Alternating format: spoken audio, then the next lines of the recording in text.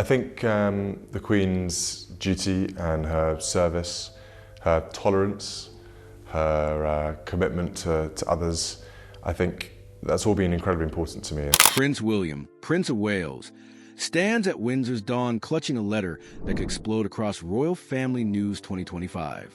In 29 days, he turns 50. In 29 seconds, one line from Princess Diana's own hand could rewrite British monarchy history. If you open this, the crown may silence the boy the world loves. His pulse echoes like Big Ben. He breaks the wax. The Queen-in-Waiting, Kate Middleton, watches. One sentence lands like iron. Promise me the throne never swallows you. And that is exactly what William finally admits on camera this morning. The private fear millions have long suspected, that the crown's glitter hides a chokehold.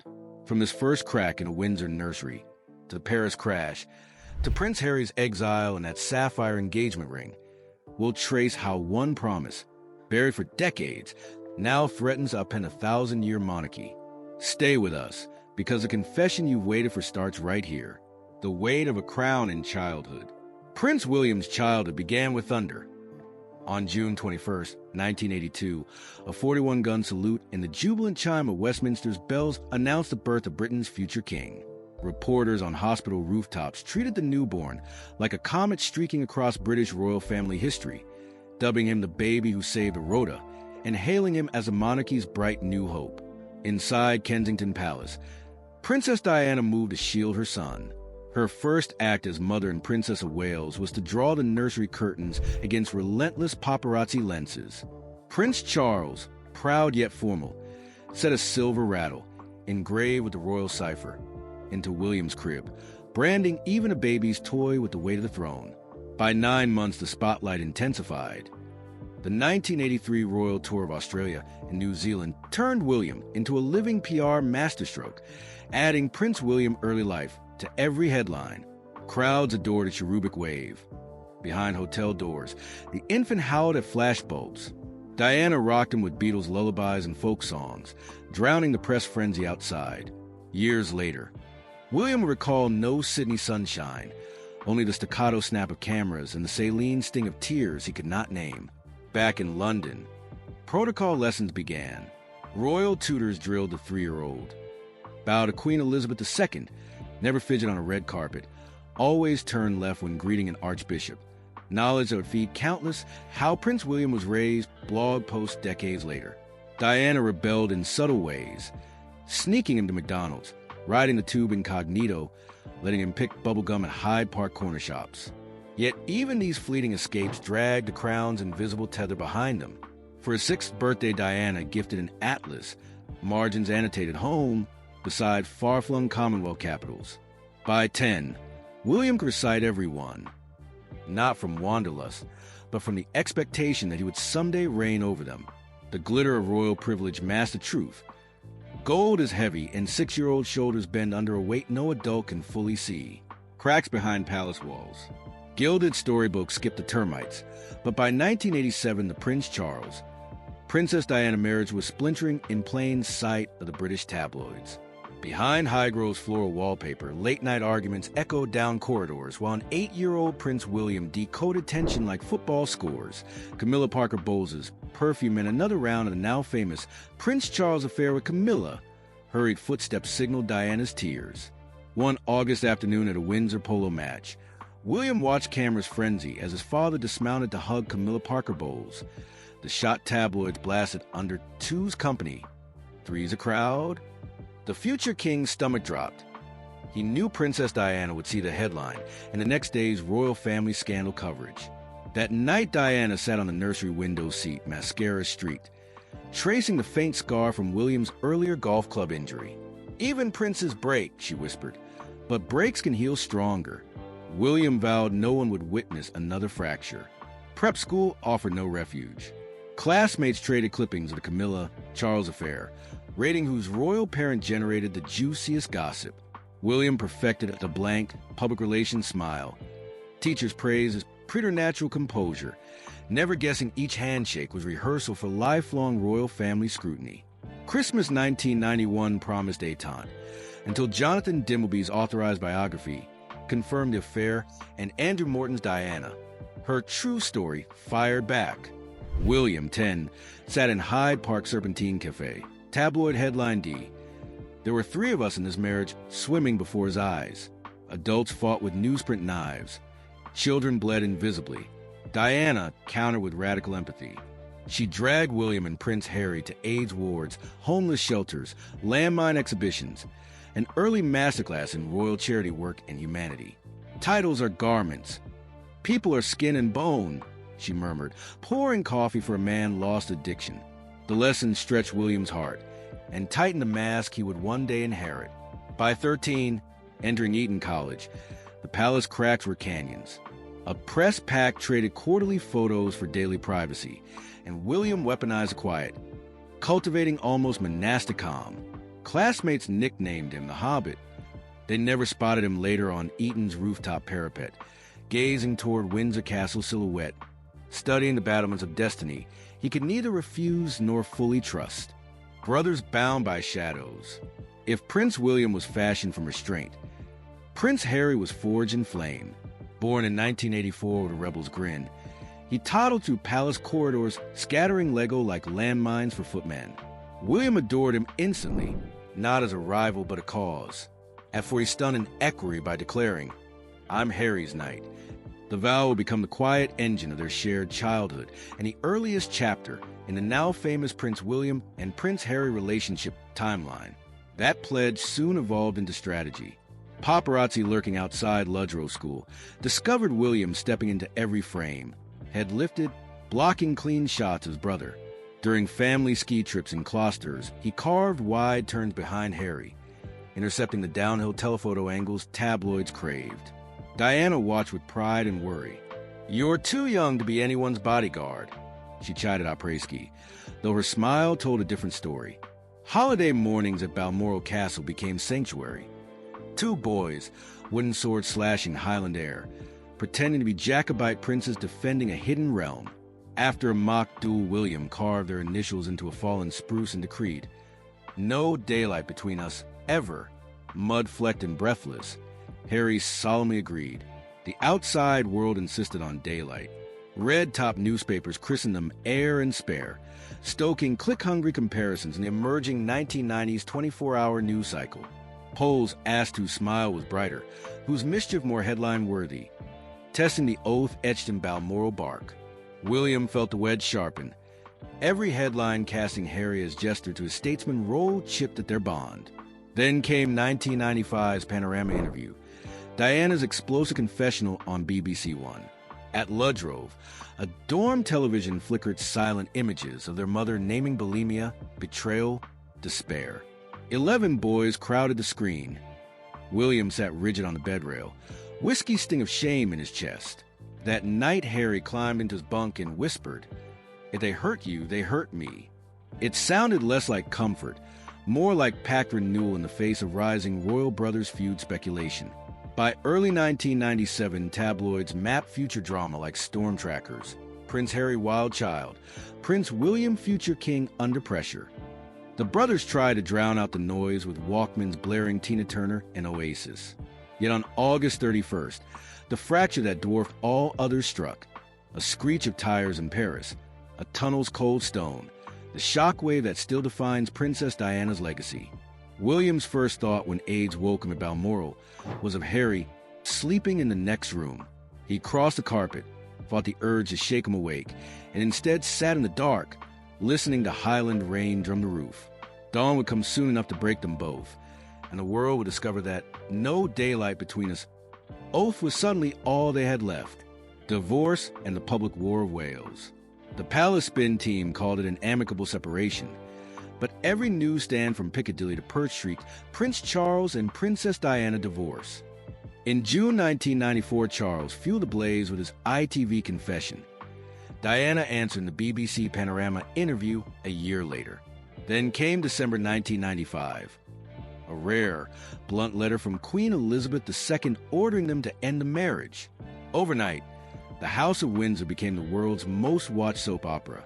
June 1996. Diana, in the now iconic revenge dress, jet black off the shoulder, paparazzi flash catching every diamond. Strode into a serpentine gala, headline ready. Weeks later, Charles counter-programmed on television.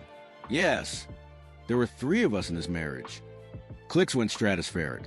Divorced royal family topped early search engines. Behind locked doors, William shuttled between camps. Earl Grey for his father in the study, chamomile for his mother in the sitting room. He was 15 and already the family's emergency diplomat. Diana wept over Earl Spencer's latest column. Charles brooded behind high-growth shutters, scheming how to salvage dignity from the tabloid rubble. Summer holidays at Kensington Palace turned into siege drills. Photographers hid in rubbish bins, lenses sprouting from privet hedges. Once William sprinted across Hyde Park after a snapper. Fists clenched until he saw Harry copy the stance. "Leave it," he hissed. An heir must never punch, especially with shutters clicking. Anger simmered at night in Eton's dormitory. William mouthed the school motto Flor di Tona and wondered how flowers could bloom in soil drowned by gossip. He watched Diana chain smile through photo calls while red tops measured her waistline. He watched Charles retreat to Highgrove, Camilla's laughter leaking under stable doors. Then, August 28, 1996. One sheet of vellum.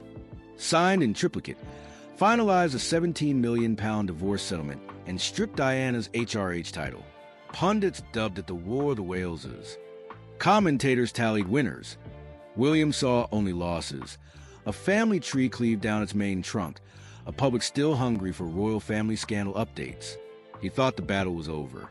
Then a midnight call from Paris proved the war had one last ambush in store. The night Paris fell silent.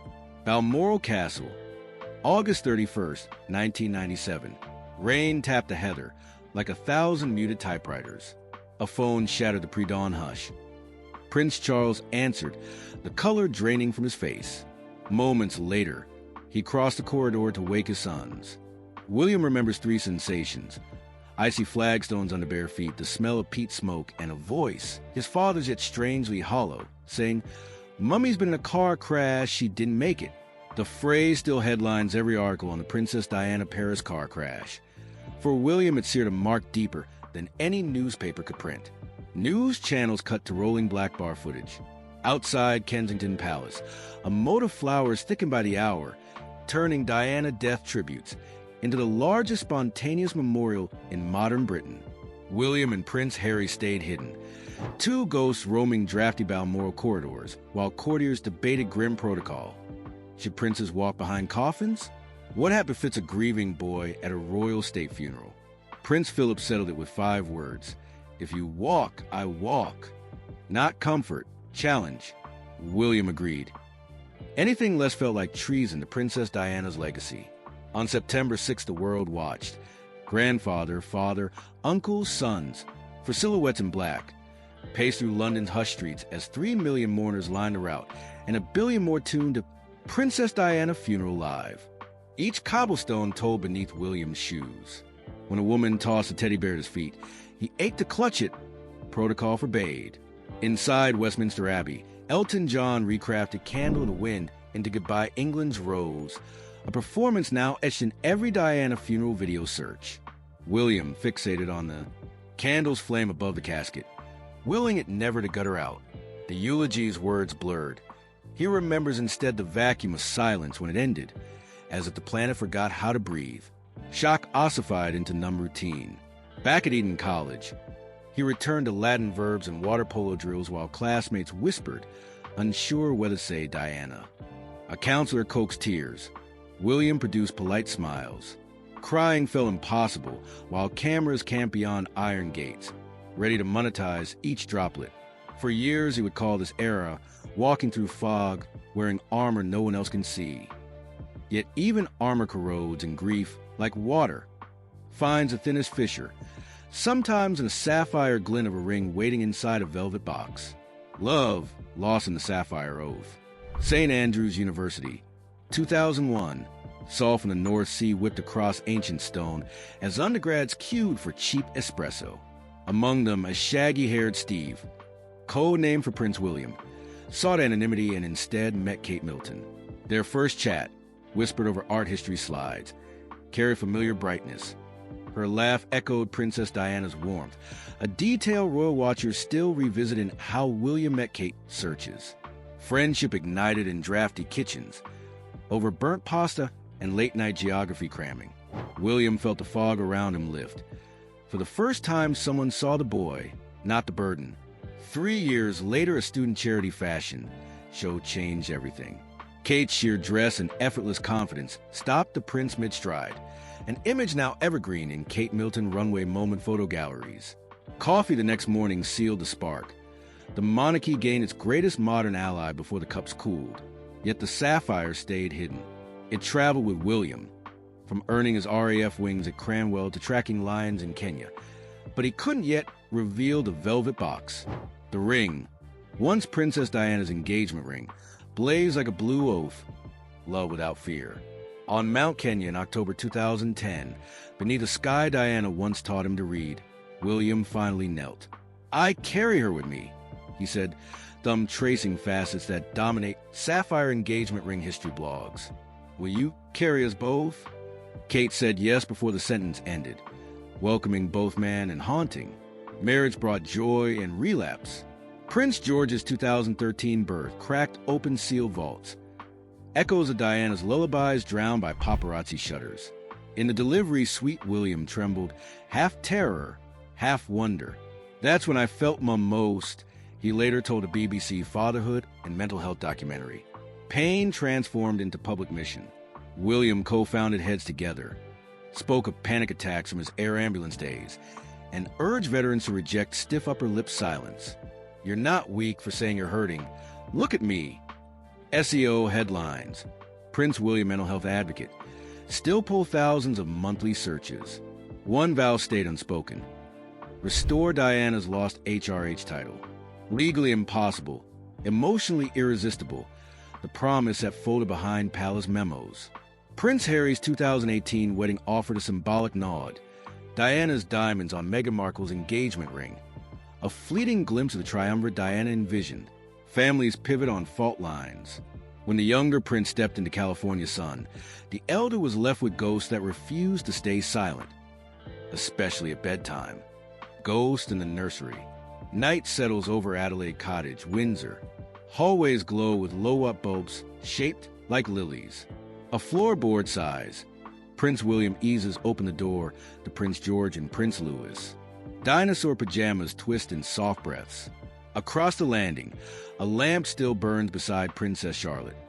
She's clutching a vintage Walkman playing The Best by Tina Turner, the anthem Princess Diana blasted on school runs to drown paparazzi chatter. William kisses foreheads, adjusts blankets, but lingers in the doorway. Every lullaby echoes with memories. Diana air guitaring the steering wheel. Taillights of press cars shrinking in the rear view. Granny D lives in bedtime stories. Proof that a woman in jeans and kindness once bent the British royal family toward compassion. Docile Windsor nights can deceive. One autumn evening, Charlotte returned in tears. Classmates quoting headlines from Prince Harry's memoir Spare. William knelt soothed and promised that family love runs thicker than tabloid ink. Yet inside he railed at the cycle. New generation, same viral royal family feud keywords. Ghosts in the nursery stir, while wounds stay newsworthy. So he and Kate Middleton invented rituals, weekly memory picnics. The children pick when Diana's causes. Bake cupcakes shaped like landmines to honor her Angola campaign. Write cards for kids in homeless shelters, or plan forget-me-nots. The flower most Googled with Princess Diana legacy. Healing comes through doing, not merely remembering. Behind public smiles, the rift with Harry Carr's hollows Diana dreamed her sons would be twin pillars. Tabloids now cast them as rival chess pieces. Prince William versus Prince Harry trends on every algorithm. William rarely replies, but aides whisper he rereads Diana's last handwritten note, found after the Paris car crash, whenever the gulf widens. Its lines remain private, its impact visible. A renewed vow to modernize the monarchy without repeating its cruelties. One more secret hums in Windsor's vaults. A cassette from Diana's therapy sessions, entrusted to her lawyer days before Paris. William listened only once, alone. It ends with her asking whether her eldest will ever forgive the circus. He hasn't answered, but he's found something rarer: acceptance. On his 41st birthday, William filmed a message for a mental health awareness campaign. Grief doesn't end, it evolves.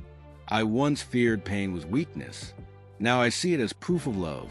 If you're hurting, you're still connected to what mattered. Millions watched, unaware he recorded in the old Kensington Music Room, where Diana played piano. As the camera faded, he closed the Steinway lid. Gentle, final. Some call it closure. Others, a pause before the next verse in the ever-scrolling saga of the United Kingdom's royal family. A sealed vault, a sapphire flame, a bedtime song still spinning. The future king walks forward, yet every footstep carries the rhythm of mother's heartbeat history, refuses to mute. What's your take? Should William have guarded the secret or shared it sooner? Drop your thoughts below. If you found this eye-opening, subscribe and tap the next video on screen. It's a royal twist you won't want to miss.